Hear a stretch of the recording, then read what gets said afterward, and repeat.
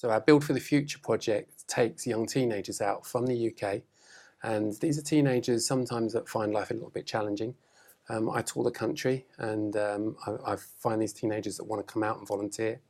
And they come out for 17 days. And in that 17 days, we can often build either 2 or 3 houses for these youngsters.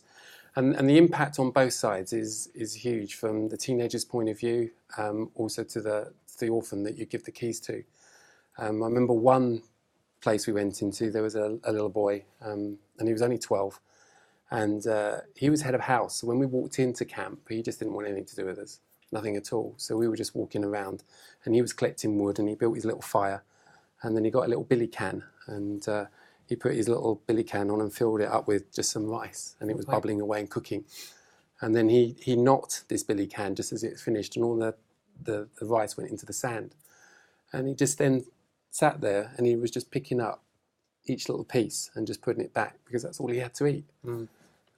And I started to do the same with him, just helping him out. And I noticed the ground where he was started to get little drops of water just hitting the sand. And when I looked at him, I could see, he was just crying. And I said, Alexander, I said, do you want a hug? And with that, he just sobbed and sobbed and sobbed and just kept crying.